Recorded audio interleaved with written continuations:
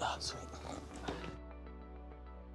This is actually our company coin from our deployment in Iraq. It's my go-to when I'm having a hard day, when it's bad.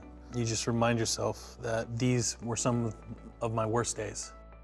My name is Steven. I served in the United States Army from 2008 to 2011 and did a combat deployment in Kirkuk, Iraq in 2009. Moses, United States Marine Corps.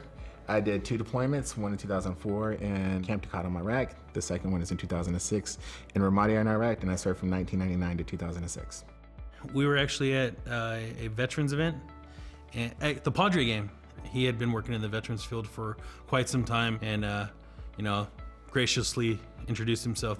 And then from then on, the evening, we just kind of talked about what was going on in the space, mental health, and how I could be more involved and how we need more people to be involved with veterans. I'm trying to enjoy a game here, and he's picking my brain about mental health. I got on in 2011.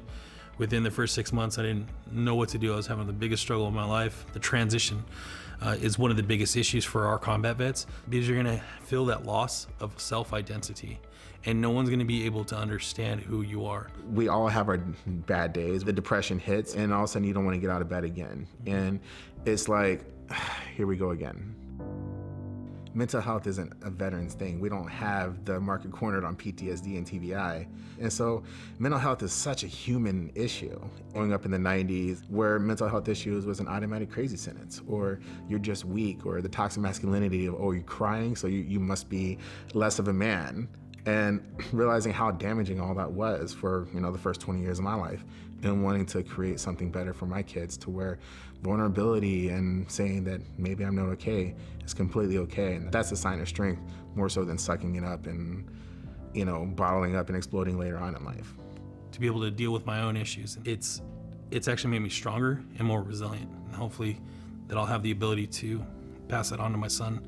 Treatment and going to see a counselor and working all that stuff out was incredibly crucial to helping me put things in their place so I can move on with my life.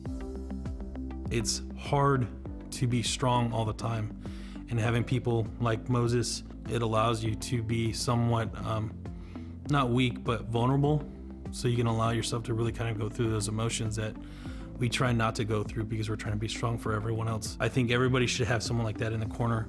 People need to talk about what's going on. There's tons of organizations, there's tons of groups, there's tons of places to meet up and reconnect with the community. You need to find the veterans that are out in the area, get connected, and then they also have been out for a while so they can help guide you on what you should be doing to make a successful transition.